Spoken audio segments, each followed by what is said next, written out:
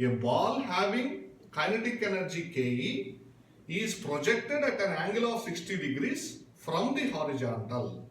What will be the kinetic energy of ball at the highest point of its flight?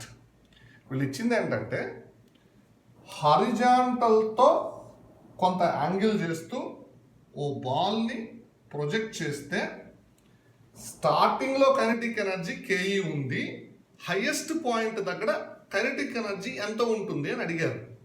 Highest point అంటే దీని path ఒకసారి చూస్తే మనము oblique ప్రొజెక్టైల్లో discuss చేస్తుంటాం. ఇక్కడ కొంత యాంగిల్ హారిజాంటల్తో తీసుకొని ఇలా ప్రొజెక్ట్ చేస్తే ఈ బాడీ ఇలా వెళ్తుంది. దీన్ని మనం హైయెస్ట్ పాయింట్ అనేది మీకు గుర్తు ఉంటుంది. స్టార్టింగ్ వెలాసిటీ మనం కనుక యూ ఇస్తే ఈ హైయెస్ట్ పాయింట్ దగ్గరికి వెళ్ళేసరికి వర్టికల్ కాంపోనెంట్ ఆఫ్ వెలాసిటీ 0 అయిపోతుంది, హారిజాంటల్ కాంపోనెంట్ ఆఫ్ వెలాసిటీ మాత్రమే ఉంటుంది. అది ఎంత అంటే యూ కాస్ థీటా. ఇప్పుడు వీళ్ళన్న దాని ప్రకారము స్టార్టింగ్లో ఉన్న కైనెటిక్ ఎనర్జీ కేఈ అన్నారు కాబట్టి KE is equal to kinetic energy formula తెలుసుగా, హాఫ్ ఎం వెలాసిటీ స్క్వేర్ అంటే హాఫ్ ఎం యూ స్క్వేర్. ఇది స్టార్టింగ్ది. హైయెస్ట్ పాయింట్ దగ్గరికి వెళ్దాం.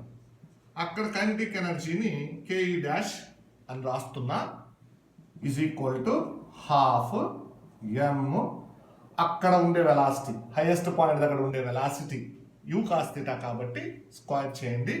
అంటే you square cos square 60 degrees, ఎందుకంటే ఇక్కడ 60 ఇచ్చారు కాబట్టి. ఓకే, ఎలాగో హాఫ్ ఎం యూ స్క్వేర్ అంటే ఇది కేఈనే కాబట్టి ఇది ఈ కాంపోనెంట్ని మనము కేఈగా రాసేద్దాము. ఇంకా కాస్ స్క్వేర్ 60 తెలుసుగా, కాస్ 60 అంత హాఫ్, కాస్ స్క్వేర్ 60 అంటే మనకు 1/4 అవుతుంది. అంటే KE/4. మన ఆన్సర్ అక్కడ ఉంది, KE/4 ఉంది ఇక్కడ. సో ఈ ఆప్షన్ని మీరు పిక్ చేయొచ్చు.